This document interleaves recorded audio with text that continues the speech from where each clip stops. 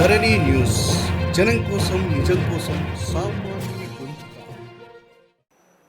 ప్రతిపక్ష నాయకులు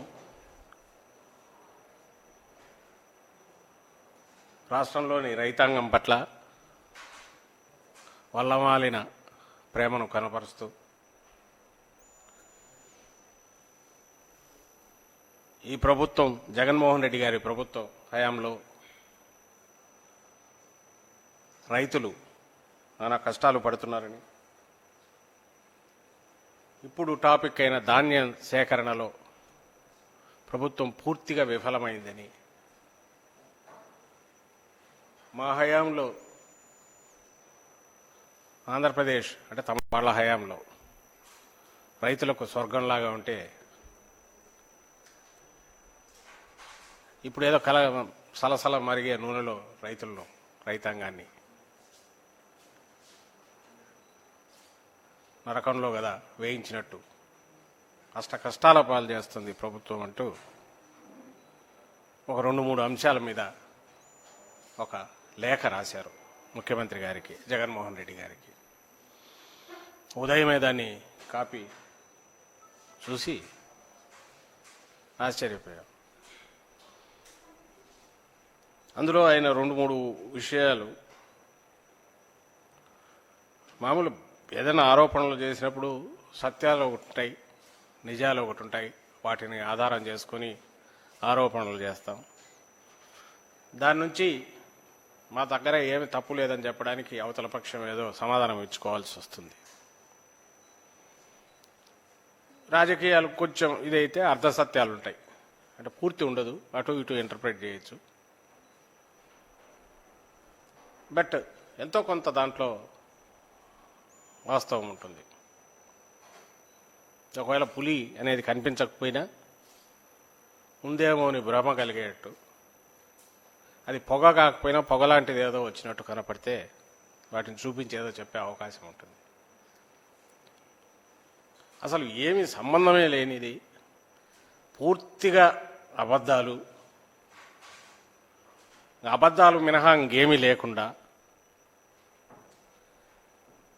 ఒక బకెట్లో కొద్ది బురద తెచ్చి చల్లేస్తే ఇంకా దాన్ని తుడుచుకోండి. మీరు తుడుచుకుంటే ఎలాగ అదన్నా మురికెన్నా కనపడుతుంది, లేదా వదిలించుకొని స్నానం చేయాలి, శ్రమ పడాల్సి వస్తుంది, మళ్ళీ ఎక్స్ప్లెయిన్ చేయాల్సి వస్తుంది. మీరు చావండి అన్నట్టు ఆయన పూర్తిగా తన సహజ స్వభావానికి అనుగుణంగా తనకు పుట్టుకతో వచ్చిన ఏదైతే బుద్ధి ఉందో, ఏదైతే పుడకలతో తప్పపోదో అని పెద్దలు అంటారో దానికి పూర్తి అనుగుణంగానే 200% దానికి అనుగుణంగానే ఆయన ఈరోజు లేఖ రాశారు. ఆయన ఏ పవన్ కళ్యాణ్ గారు లాంటి వాళ్ళు అయితే,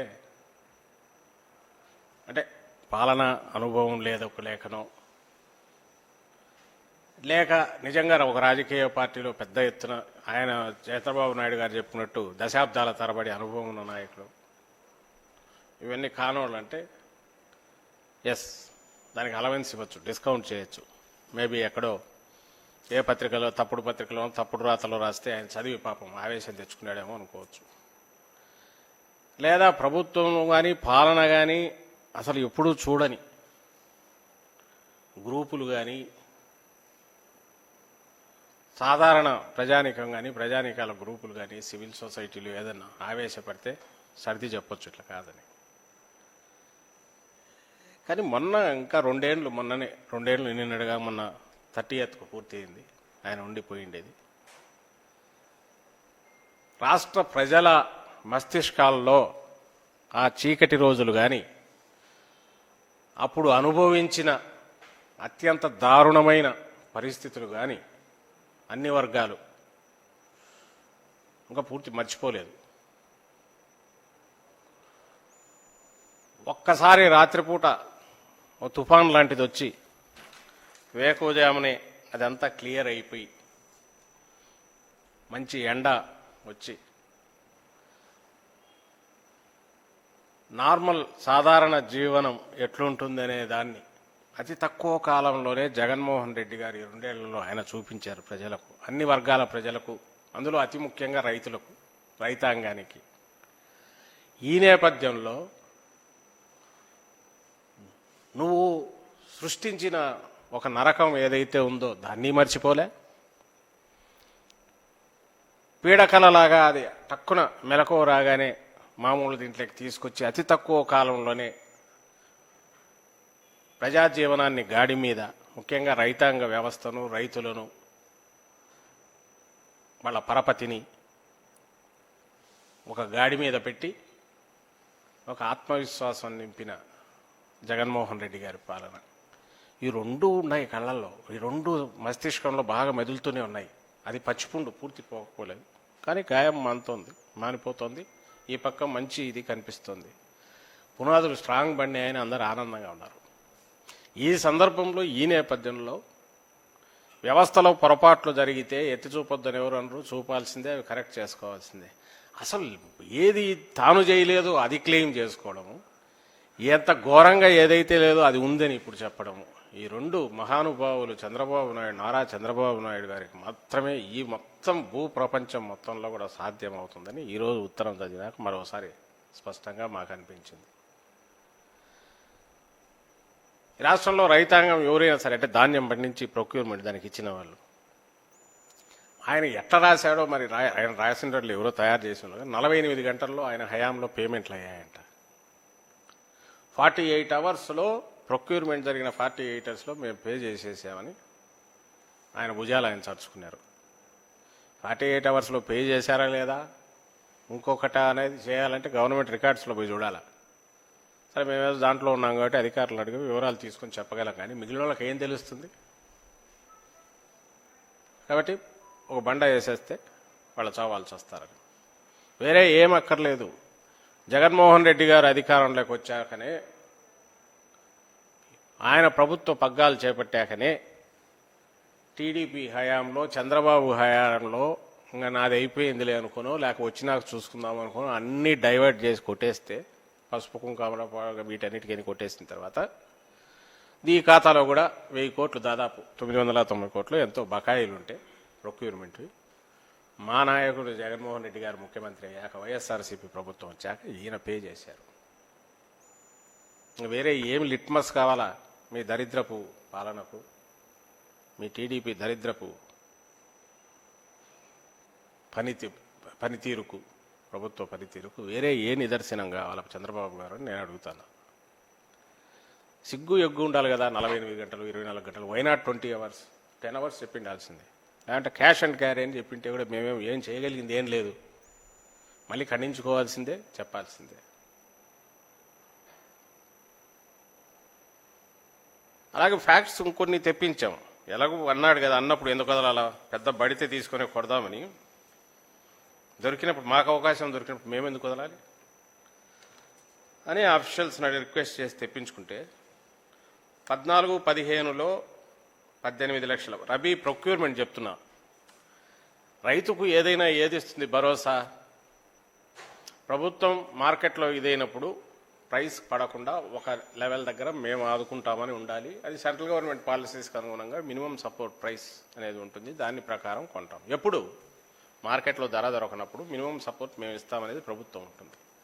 ఆ భరోసా నీ హయాంలో, బాబునాయుడు ప్రభుత్వం హయాంలో ఎట్లుండింది, ఇప్పుడు ఎంత చేస్తున్నాం? 14-15లో 18,91,000 టన్నులు, 15-16లో 20 లక్షలు, 16-17లో 16,95,000, అంటే 17 లక్షలు అనుకోండి. 17-18లో 18 లక్షలు, 18-19 27,52,000. ఇది procurement of tonnage rabi season. వేరే 19-20 జగన్మోహన్ రెడ్డి గారు వచ్చిన ఫస్ట్ ఇయర్ 34,73,414 టన్నులు ప్రొక్యూర్ చేశారు. వచ్చిన ఏడాది, అంటే వచ్చిన 4-5 నెలల తర్వాత, 6 నెలల తర్వాత సీజన్ మొదలైతే, సీజన్ పూర్తి అయ్యేసరికి ఆయన 34 లక్షలు మా ప్రభుత్వం ప్రొక్యూర్ చేసింది. అంతకుముందు 2,000 కోట్లలో ఉన్నింది. 18-19 ఒక్కటే 4,800 కోట్లు వాళ్ళు ప్రొక్యూర్మెంట్ చేశారు. అందులో 1000 కోట్లు బకాయి పెట్టారు, మా ప్రభుత్వం చెక్ పే చేసింది. 2019-20 వచ్చేసరికి జగన్మోహన్ రెడ్డి గారి ప్రభుత్వం 6,331 కోట్లు పే చేసి నేను ఇంతకుముందు అన్న 34,73,000 టన్నులు ప్రొక్యూర్ చేసింది ధాన్యం, వరి ధాన్యం. 2021 అంటే ఇప్పుడు ఈ సీజన్ రబీ ఏదైతే అయిపోయి ఇప్పుడు ప్రొక్యూర్మెంట్ మొదలైందో ఇప్పటికీ 25,25,000 టన్నులు మేము ప్రొక్యూర్ చేశాం. మొత్తం టార్గెట్ వచ్చి 45 లక్షల మెట్రిక్ టన్నులు ప్రొక్యూర్ చేయాలంటే లాస్ట్ ఇయర్ కంటే ఆల్మోస్ట్ 10 lakh టన్స్ ఎక్కువ ఉంది. అయిపోతే చేస్తాం. అది బేస్ మినిమం ఒక అంచనాల కోసం, ప్రిపేర్డ్నెస్ కోసం. దాని మీద ఎంత వచ్చినా కూడా తీసుకోవడానికి రెడీగా ఉంది. ఇప్పటి వరకు 4,728 కోట్లు ఇది. ఎస్, దీని తర్వాత వచ్చేసరికి పేమెంట్స్కు బకాయిల గురించి నువ్వు 48 గంటలు అనేది మేము ఇప్పుడే తిప్పి కొట్టేశాను. నీ బకాయిలు మేము పే చేసాం. నువ్వు ప్రొక్యూర్ చేసింది ఎంత, దాంట్లో ఎంత బకాయి పెట్టావు, మేము ప్రొక్యూర్ చేస్తున్నది ఎంత, ఈ ఇయర్ చేస్తున్నది ఎంత, దానిలో పేమెంట్కు సంబంధించినంత వరకు డిలే అయితే ఎంత అవుతుంది. ఎందుకు రైతుల్లో లేని ఆందోళన, భయం క్రియేట్ చేసి ఏం సాధించాలనుకున్నావు నాకు అర్థం కావట్లే. తర్వాత ఇంకొక పాయింట్ అన్నాడు, ఏ గ్రేడ్ దాన్ని అన్నాడు. అసలు ముందు ఏదైనా చంద్రబాబు ఆయనకేమైనా మెంటల్ అయిందా అర్థం కావట్లా, తలకాయలో మొత్తం చెడిపోయిందేమో అర్థం కావట్లేదు, లేదా ఆయన ఎవరినైనా ఏమి అజ్ఞానులనో మిడిమిడి జ్ఞానం ఉండేవాళ్ళనో ఆయనకు స్క్రిప్ట్ రైటర్లుగా పెట్టుకున్నాడో తెలియట్లా. కానీ ఏదైనా ఆన్సర్ఫుల్ ఆయనే అవుతారు, ఎందుకంటే ఆయన పేరు మీద వచ్చింది కాబట్టి. బయట నీకు 1300, 1400 పోతాడు, నువ్వు 1000 రూపాయలకు కొంటావు, ఏం జగన్మోహన్ రెడ్డి గారు అని అడుగుతారు ఆయన. అసలు మినిమం సపోర్ట్ ప్రైస్ ఏంటి? బయట అంటే నిన్ను రైతులను బయట అమ్ముకోవద్దని చెప్పారా? బయట మార్కెట్ డౌన్ అయితే అండగా మేమున్నామని ఒక ప్రొటెక్షన్ దీన్ని ఇవ్వడానికే ఒక మినిమం సపోర్ట్ ప్రైస్ ఉంది. అది మ్యాక్సిమం సపోర్ట్ ప్రైస్ కాదు. వాడు రాసినోడు, ఆ స్క్రిప్ట్ రాసినోడికి ఏమైనా తలకాయ తిరుగుతానిందో, లేక ఈయన చూసుకోలేదు, లేక ఈయనకే ఏమన్నా ఇదైందో, మెంటల్ అయిందో తెలియదు. కానీ minimum support price is to safeguard the farmers, distress sale లేకుండా, అండర్ సెల్లింగ్ లేకుండా, తక్కువకు అమ్ముకోకుండా ఒక ప్రొటెక్షన్ నెట్ పెట్టిండేది. ఆయనకు తెలియదని ఎవరు అనుకోవడానికి లేదు, ఎందుకంటే ఆయన అందులో ఎకనామిక్స్ పిహెచ్డీకి సగంలో మానేసింది ఏదో చేసినట్టున్నారు కాబట్టి ఖచ్చితంగా తెలిసి ఉంటుంది. ఇప్పుడు తలన్నా చెడిండాలా, లేకుంటే తల లేని ఆ తలకాయ పని చేయని వాడు ఎవడన్నా మిడిమిడి జ్ఞానం ఎవడన్నా రాసిచ్చిండాలా? అక్కడ ఈ క్వశ్చన్ చూస్తే నవ్వు వస్తుంది. నీకు హైయర్ రేట్కి మార్కెట్లో పోతుంటే నువ్వు తక్కువ రేటుకి ప్రొక్యూర్ ఉంటే, తక్కువ రేటు ప్రొక్యూర్ ఎవరు చేస్తున్నారు? అమ్ముకోలేని వాళ్ళు ఎవరు వస్తే ఏ గ్రేడ్ అది? అసలు ఏ గ్రేడు, ఏ కోడ్స్లో ఏ గ్రేడు, బీపీటీ లాంటివో ఇంకోటో అసలు ప్రొక్యూర్మెంట్లకు వస్తున్నాయా? రైతులు ఇస్తున్నారా? వాళ్ళు మంచి రేట్ వస్తుంది, మార్కెట్లో అమ్ముకుంటున్నారు.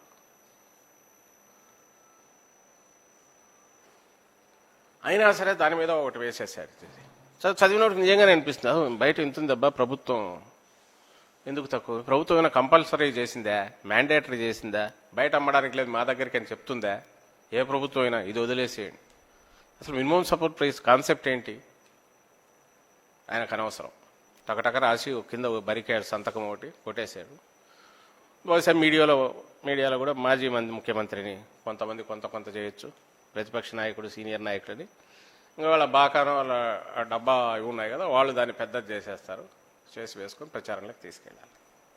కౌలు రైతులకు సంబంధించినంత వరకు నువ్వు చేసింది ఏముంది?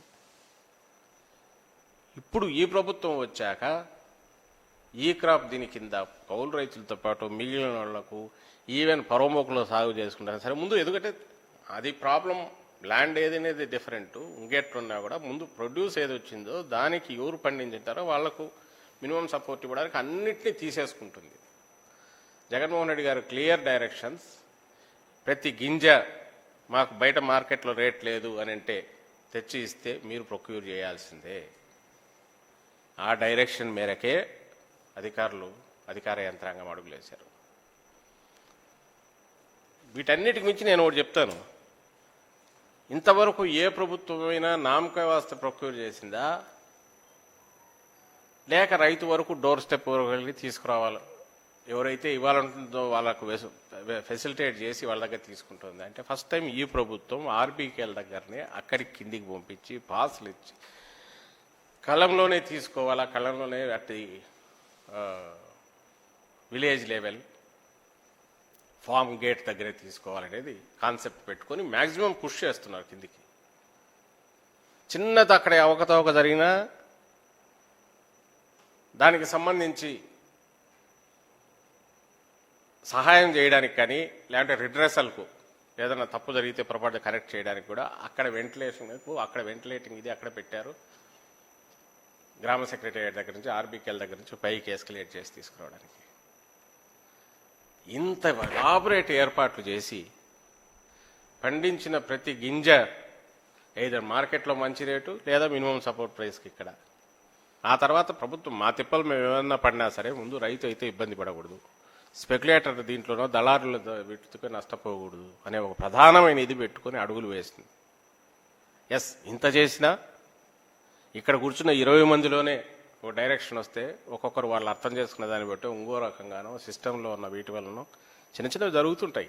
మీడియా ఉండేది అందుకే తెచ్చి చూపిస్తుంటారు, ఇమీడియట్ డైరెక్షన్స్ వెళ్తున్నాయి, కరెక్ట్ చేసుకుంటున్నారు. But the philosophy, the concept రైతుకు పూర్తిగా 24/7 హ్యాండ్ హోల్డింగ్ చేసి, ఎందుకంటే ఆయన కష్టపడి అక్కడ పండించి చెమటోడ్చి రేయింబవళ్ళు రిస్క్ తీసుకొని పంట పండిస్తే దాన్ని మార్కెట్లో చేయడానికి ఎంత వీలైతే అంతవరకు హెల్ప్ చేయాలనేది ఈ ప్రభుత్వం పాలసీ. నేను డీటెయిల్ పోవట్లేదు, ఎందుకంటే ఆ విత్తనం దగ్గర నుంచి విక్రయం దాకా అనేది మా కాన్సెప్ట్ జగన్మోహన్ రెడ్డి గారిది. పంట విక్రయం దాకా ఇక్కడ ఖర్చు తగ్గించాలి, ఇక్కడ ఆదాయం పెంచాలి, రైతు సొంత కాళ్ళ మీద నిలబడాలి. అందుకోసమే ఇన్పుట్ సబ్సిడీ అయినా బీమా అయినా క్యాలెండర్ పెట్టుకొని ఖచ్చితంగా, so that he can plan, every farmer he can plan, yes నాకు ఇంత రాబోతోంది, నేను దీన్ని ఇట్లా చేయొచ్చు. బయట ఎక్కడో అది వస్తుందో రాదో, ఎప్పుడు వస్తుందో, అసలు వస్తుందో లేదో తెలియని పరిస్థితి నుంచి నిబ్బరంగా నాకు ఎంత వస్తుంది, రావడంలో డౌట్ ఉందంటే ఇమ్మీడియట్ కరెక్ట్ చేయించుకోవడానికి, క్లారిఫికేషన్ తెలుసుకోవడానికి గ్రామ సెక్రటేరియట్ నుంచి, అలాగే నా ఈ వచ్చిన అమౌంట్ ఏం చేసుకోవాలి ప్లాన్ చేసుకోవడానికి క్యాలెండర్ పెట్టి ఆన్ డాట్ ఇస్తున్నాం. ఇంకా దీనికి సంబంధించినంత వరకు ప్రొక్యూర్మెంట్ బకాయిలది. బకాయిలకు సంబంధించినంత వరకు ఖచ్చితంగా ఎవరు ప్రింట్ పెట్టుకుని అయితే ఏ గవర్నమెంట్ నోట్లు అడ్డం వచ్చినట్టు కొట్టి అయితే ఎవరు చేయలేరు. సెంట్రల్ గవర్నమెంట్ చేయలేదు, ఇంకా స్టేట్ ఏం చేస్తుంది. కానీ ఇక్కడ నేను బీజేపీ వాళ్ళని కూడా అడుగుతాను, మీరు వీళ్ళతో జత కలిసినారు కదా, సెంట్రల్లో మీరుగా ఉండేది బీజేపీ వాళ్ళే. ఆయన ఎవరో పార్టీ రాష్ట్ర అధ్యక్షుడు సోము వీర్రాజు గారు, అలాగే జీవీఎల్ నరసింహారావు గారని వాళ్ళ ప్రతినిధి అని వీళ్ళు మాట్లాడుతుంటారు ఎక్కువ. మిగిలిన వాళ్ళు సరే ఇక్కడ నుంచి ఏజెంట్ల కింద టీడీపీ నుంచి పోయి అక్కడ ఉండే వాళ్ళు ఎలాగున్నారు, వాళ్ళు రోజు స్టేట్మెంట్లు ఇస్తుంటారు. ఏది చేసినా వాళ్ళు ఒకటనేది అయితే మాకు ఏ బాధ్యత లేదు, మీరు ఏం చేసుకుంటారో చేసుకోవాలి, మీరన్నీ తప్పులే చేస్తున్నారని వాళ్ళు. వీళ్ళు ఏ పాట పాడితే దానికి కోరస్ అందుకుంటూనే ఉంటారు, లేదా వాళ్ళు ఎత్తితే వీడు కోరస్ అందుకుంటున్నారు. సరే, మూడు ఆయన ఉన్నాడు చిన్నది, ఇది పవన్ కళ్యాణ్ గారు, ఆయన మధ్యలో దాంట్లో జాయిన్ అవుతుంటారు. అభ్యంతరంలా అని వాళ్ళని అడుగుతున్నాం.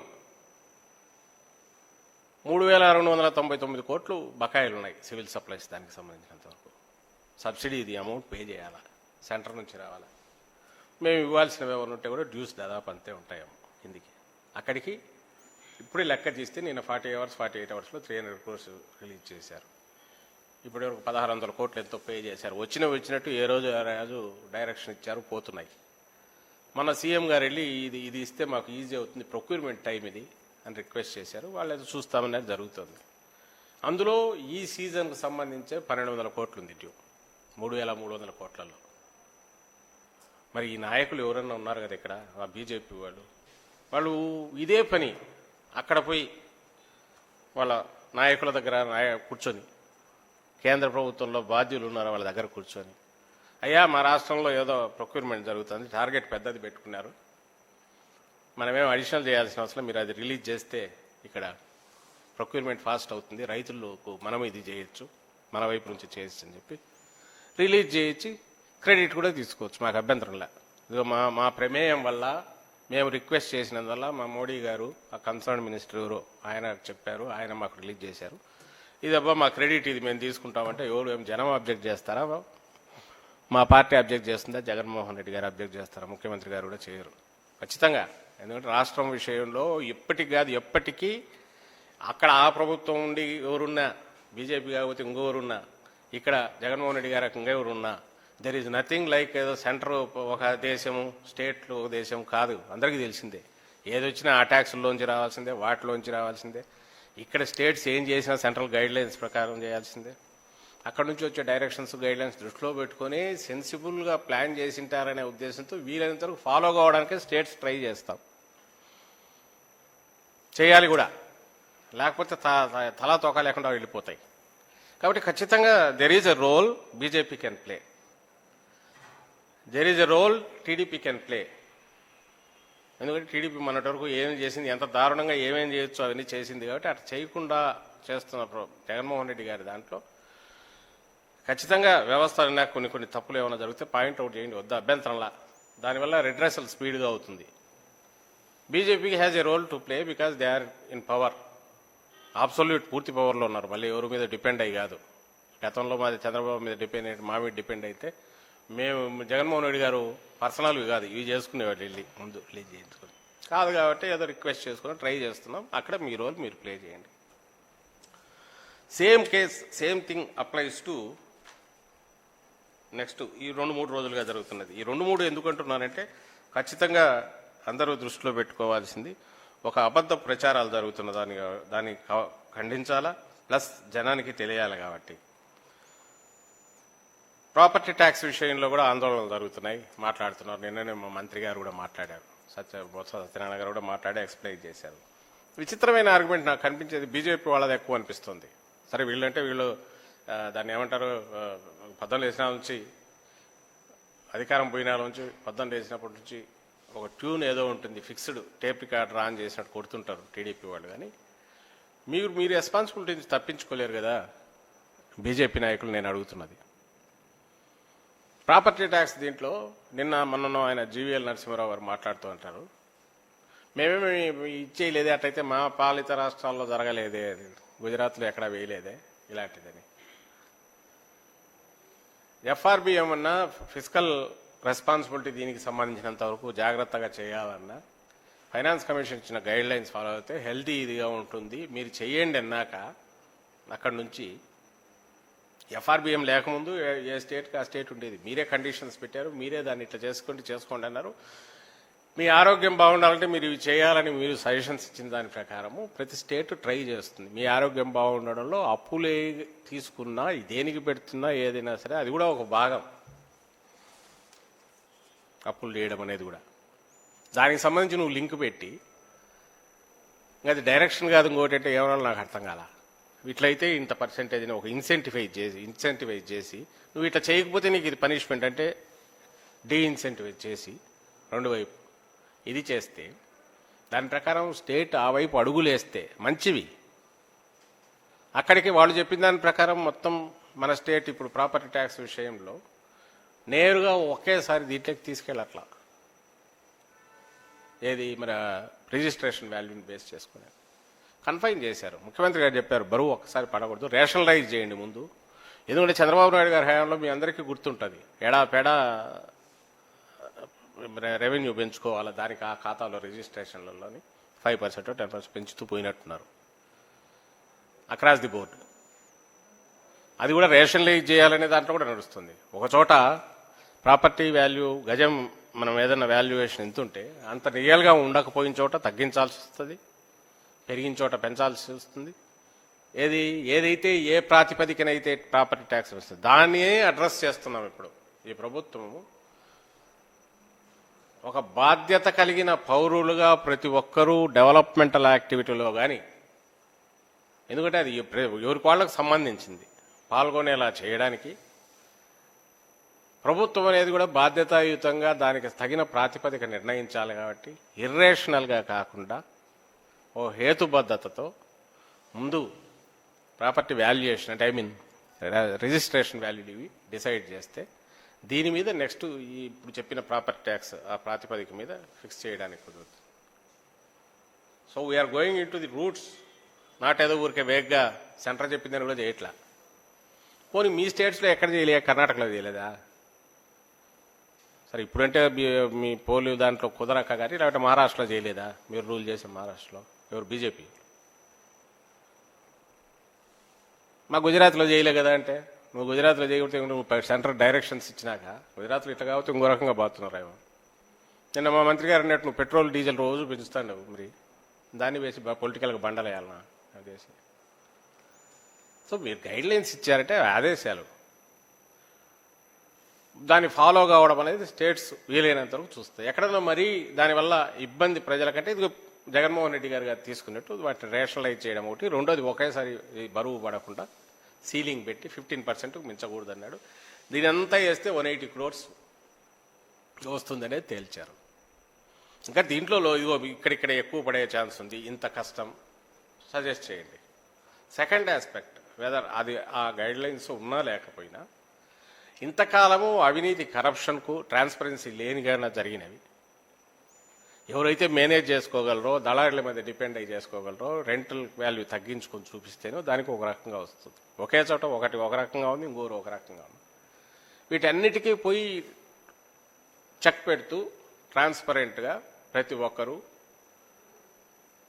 మా దీనికి సంబంధించిన ఎంత అనేది వాళ్ళకి తెలుస్తుంది, ఒకరి మీద డిపెండ్ కావాల్సిన అవసరం లేదు. అది ప్రాపర్టీ వాల్యూని బేస్ చేసుకుని, ఆ ప్రాపర్టీ వాల్యూ కూడా ఇర్రేషనల్గా కాకుండా ఒక ప్రాతిపదిక, ఒక హేతుబద్ధత కల్పిస్తూ దాని ప్రకారం చేయాలనేది సీరియస్గా జరుగుతున్న ఎక్సర్సైజ్. దాని మీద వచ్చేది కాబట్టి ఎవరు వరి కావాల్సిన అవసరం లేదు. నిజమే యజమానులు ఎవరు కూడా వరి కావట్లే, ప్రాపర్టీ ఉండేవాళ్ళు కూడా. అమ్మయ్య నవ్వు ఇప్పుడు we need not depend on anybody అనేది ఇంతనే ఉన్నారు. మీరు క్రియేట్ చేసి ట్రై చేస్తున్న ఇది తప్ప ఎవరు బీజేపీ కానీ టీడీపీ కానీ. సో ఏతావత మేము చెప్తున్నది ఏంటంటే, ఏదో ఒకటి పద్ధతులు వేస్తే దీని గురించి మాట్లాడాలి, దాని గురించి మాట్లాడాలి, మీ మీద ఒక బండలు వేస్తాం, మీరు తప్పించుకుంటారు చూస్తానికి ఇది పరీక్ష కాదు. చంద్రబాబు గారు, ప్రజలు 5 ఏళ్ళు మాకు ఇచ్చారు అధికారం. వైఎస్ఆర్సీపీకి జగన్మోహన్ రెడ్డి గారికి అధికారం కట్టబెట్టారు, అదే అత్యధిక మెజారిటీతో కట్టబెట్టారు. ఎస్, మా ప్రియారిటీస్ మాకుంటాయి. జగన్మోహన్ రెడ్డి గారి ప్రియారిటీస్ ఖచ్చితంగా pro poor, pro farmer, entire సొసైటీలో ఉన్న బ్యాక్వర్డ్నెస్ని తీసేసి దాన్ని పైకి తీసుకురావాలి. విద్య వైద్యం పరంగా దాన్ని అగ్రస్థానంలో నిలబెట్టాలి. సంక్షేమం అనేది కూడా అభివృద్ధి అని రుజువు చేస్తూ వచ్చే 4 ఏళ్లలో మేము దీనికి తీసుకొస్తున్న పథకాలు కానీ మిగిలినవి కానీ అది రుజువు చేయబోతున్నాయి. ఎస్, కొంచెం కొద్దిగా ఓపిక పట్టితే బాగుంటుంది. చంద్రబాబు గారికి హితవు చెప్తున్నా. రెండవది ఇంకోటి చెప్తున్నా, మా అండర్లైనింగ్ ఫిలాసఫీ మాకుంది. మీకు ఎట్లుండాలనేది మీకు జగన్మోహన్ రెడ్డి గారి పనితీరులో కానీ, ఆయన వ్యక్తిత్వంలో కానీ, ఆయన వ్యవహరిస్తున్న తీరులో కానీ, ప్రభుత్వాన్ని నడుపుతున్న తీరులో కానీ, ప్రజలకు మాట ఇచ్చిన తర్వాత నిలబెట్టుకోవడంలో కానీ మీకు కనపడుతుండాలి. ఇప్పటికీ దాని నుంచి ఏదైనా కొద్దిగా నేర్చుకోండి. లేదు, నేను ఇంతకుముందే అన్నట్టు నాది పుట్టుకే ఇట్లాంటిది, ఇంకా నేనేం చేయలేను, హెల్ప్లెస్ అని అంటే ఏం చేయలేవు. మరి అలాంటి పుట్టుకు ఏం పేరు పెట్టాలని నాకు అర్థం కాల. పొద్దున కూడా అనుకున్నాం, మొత్తం చరిత్రలో కానీ పురాణాల్లో కానీ ఇలాంటి క్యారెక్టర్ ఏమన్నా ఉందా? చంద్రబాబు నాయుడు గారు లాంటి క్యారెక్టర్ ఏదన్నా ఉందా? చాలా వాటికి ఉన్నాయి, శకుని అని, మారీచుడు అని ఏవో పెడుతుంటాం. దీనికి ఏది దొరకట్లా. కానీ ఒకటైతే అనిపిస్తుంది, అది దాన్ని ఒకటి దాన్ని ఏమంటాం, దయ్యం అంటాం కదా. అంటే దానికి దాని లక్షణమే, మనం ఆక్సిజన్ పిలిస్తే అది కార్బన్ డైఆక్సైడ్ పీల్చుకునే లక్షణం ఉంటుంది. మనం మామూలుగా ఉంటే అది బురదలో ఉంటుంది. మనిషి నిజం మాట్లాడాలంటే అబద్ధం తప్ప ఏం చెప్పదు. దానికి ఇంకా వేరే ఆలోచనే ఉండదు, ఒకటే వంకర ఆలోచన, వంకర వంకర వంకర. తాను అధికారంలో ఉంటే అహం బ్రహ్మస్మి, ఆయన ఏమైనా చేయగలిగాడు. తాను అధికారంలో లేకపోయినా అధికారంలో లేని బ్రహ్మను ఆయన అనుకుంటాడు. ఎదుటుండే వాళ్ళందరూ ఎందుకు పనికిరాని చెత్త చెవటలు అనుకుంటాడు. దాని మేరకే తను కొడుతుంటాడు. దీనికి వాస్తవానికి సంబంధం లేదు.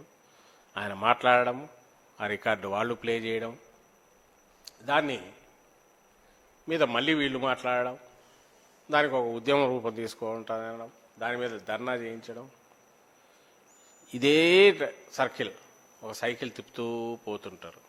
ఒక్కసారి చంద్రబాబు నాయుడు గారికి మేము చెప్తున్నాం, ఒకసారి మీరు అద్దం ముందు నిలబడి చూసుకోండి, మిమ్మల్ని మీరు చూసుకోండి, మిమ్మల్ని మీరు ప్రశ్నించుకోండి. 70 ఏళ్ళు వచ్చినాయి నాకు, అవతల 48 49 ఏళ్ళ యువకుడు తను అధికారంలో ఉండి నడుపుతున్నాడు. ఈయనకు పాలనానుభవం లేదు జగన్మోహన్ రెడ్డి గారికి, కానీ నిజాయితీ ఉంది, నిబద్ధత ఉంది. ఒక దీని మీద నిర్ణయానికి వచ్చే ముందు ఎంత లోతుగా శోధిస్తారో, ఇన్పుట్స్ తీసుకుంటారో, ఆ నిర్ణయానికి వచ్చిన తర్వాత నిజంగా కట్టుబడే ఉంటారు. దానివల్ల ఇబ్బందులు వచ్చినా సరే. ఇంకోటి చెప్పడం మర్చిపోయాను, ఈయన ఇంత ఆషామాషిగా నేను చూశాను జగన్మోహన్ రెడ్డి గారిని 12 ఏళ్ళ నుంచి పొలిటికల్ టర్న్ తీసుకున్నాక దగ్గర నుంచి చూసిన దీంతో చెప్తున్నాం. ఇప్పుడు కాదు, ప్రతిపక్షంలో ఉన్నప్పుడు కూడా ఎవరైనా ఫిగర్స్ తీసుకెళ్లి టీడీపీ అధికారంలో ఉన్నప్పుడు ఇదిగో దీని మీద మనం ఆరోపణ చేద్దామంటే ముందు అవి కరెక్టా చెక్ చేయండి, నాకు కరెక్ట్ అయితేనే చెప్పండి. ఒక్క ఫిగర్ కూడా తప్పు ఉండడానికి వీల్లేదు. ఎందుకంటే మనం అన్నప్పుడు it will get, people should not get carried away on lies or false basis. దీని మీద కానీ పార్షియల్ ట్రూత్స్ కానీ అవసరం లేదు. ఇది కరెక్ట్ అయితే దీన్ని బేస్ చేసుకుని మాట్లాడదాం. కానీ కరెక్ట్ అనేది ముందు చెక్ చేయండి, 1కి 2 సార్లు 3 సార్లు. అంతవరకు అయితే నేను మాట్లాడననేవాళ్ళు. అది ఏ పేపర్లో వచ్చినా ఏది వచ్చినా సరే నాకు ఒరిజినల్ కావాలనేవాళ్ళు. ఆయన పర్సనల్ స్టాఫ్కు పరీక్షలాగా ఉండేది. ఇప్పుడంటే గవర్నమెంట్లో ఉన్నారు కాబట్టి తెప్పించుకోవచ్చు, అప్పుడు కష్టంగా ఉండేది. ఒరిజినల్ వచ్చిన తర్వాతనే తను మాట్లాడేవాడు. అంతేగాని ఏదో మీ జ్యోతిలో వచ్చిందో ఇంకో దాంట్లో వచ్చిందని తీసుకుని దాన్ని సులభంగా మాట్లాడేవారు. క్రాస్ చెక్ చేయండి, అవాయిడ్ చేయమనేవాళ్ళు, చేసేవాళ్ళు, మమ్మల్ని చెప్పేవాళ్ళు వద్దు అనవసరంగా మాట్లాడొద్దు, ఉంటే సీరియస్గా. ఎందుకంటే టుమారో దిస్ మే హ్యాపెన్, మనకు కూడా జరగచ్చు, అవతల వాళ్ళకి అవకాశం ఉంటుంది కాబట్టి జాగ్రత్తగా ఉండండి అనేవాళ్ళు. ఈయన 70 ఏళ్ళు పైన వచ్చింది, కొంచెమైనా ఆలోచన ఉండాలి కదా. పొద్దున్న లేవగానే రాత్రి అంతా కూర్చొని రాసినాడేమో తెలియదు లెటర్ రిలీజ్ చేయడానికి. దాంట్లో ఉండేది నిజమా కాదా ఆలోచించాలిగా.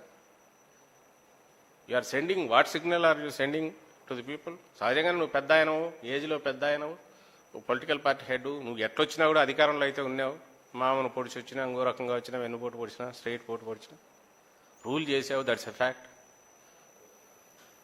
కాబట్టి నమ్మే అవకాశం ఉంటుంది కాబట్టి కొంచెం జాగ్రత్తగా ఉండాలి. నేను ఉండను అంటారా మీ కర్మ, కానీ మీరు మమ్మల్ని చిన్న దీంతో ఒకటన్నసేపు మేము బండలు మామూలుగా అయితే బడితతోనే కొడతాం. ఎందుకంటే మా నాయకుడు అంత నిజాయితీగా ఉన్నారు కాబట్టి, మా దగ్గర చెప్పుకోవడానికి ఇన్ని ఫ్యాక్ట్స్ ఉన్నాయి కాబట్టి, ట్రాన్స్పరెంట్గా ఉన్నాం కాబట్టి, అది ప్రజలు ఇప్పటికే ఆ అభిమానాన్ని 2 3 10 చేసుకొని ఈ మధ్య జరిగిన ఎన్నికల్లో కూడా మాకు దీవెనలు ఇచ్చారు కాబట్టి నాకేమి ఇబ్బంది ఏం లేదు. మీరే ఏదో గిల్లబోయి మామూలు తన్నులు కాదు గాడిద తన్నులు తింటారనేది హెచ్చరిస్తూ సెలవు తీసుకుంటున్నాను. Thank you.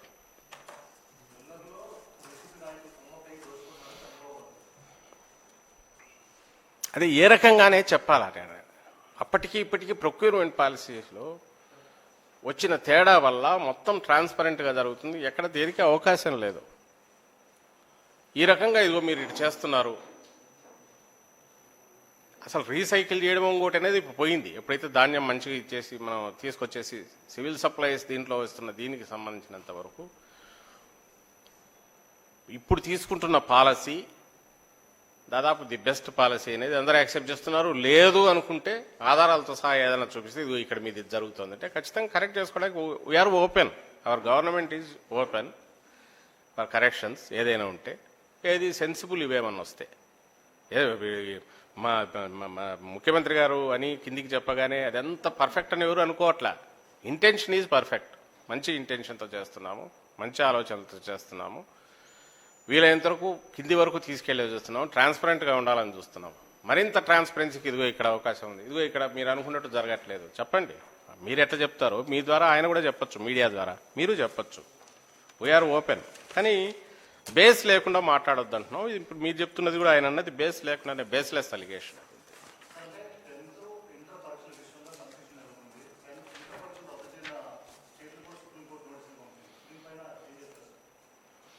యాక్చువల్ అదేమో నేను ఫాలో కాలే, కానీ ఇంతకుముందు అడిగారు, నన్ను కూడా అడిగితే దీనికి సంబంధించినంత వరకు సుప్రీంకోర్టు డైరెక్షన్ ఏమీ లేదు. బహుశా మీరు ఎందుకు దాని గురించి క్యాన్సల్ చేయకుండా ఉండడానికి ఏ బేసిస్ మీద చేయలేదని ఏమన్నా అడుగుతున్నారేమో. We will explain.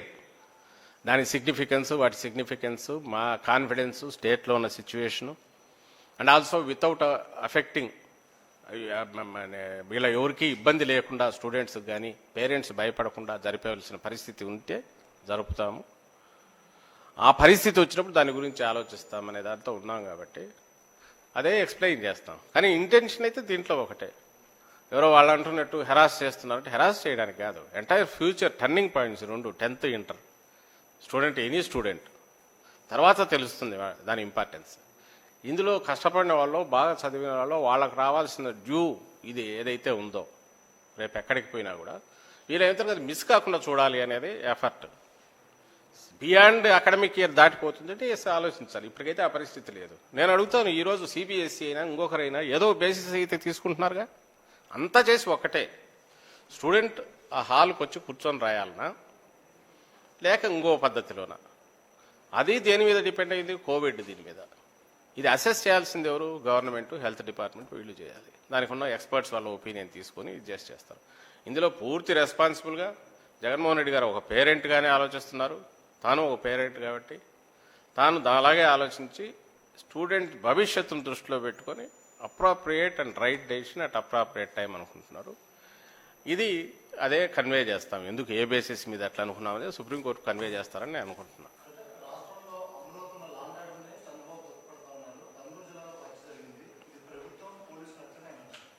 అసలు అదే నేను అనేది, నేను మొన్న కూడా అన్నా కదా, ఎద్దు ఈనిందంటే గాట కట్టాలనుకునే దీన్ని ఎందుకు ఎద్దు ఈనుతుందా లేదా అనేది కూడా ఆయన చూడరు.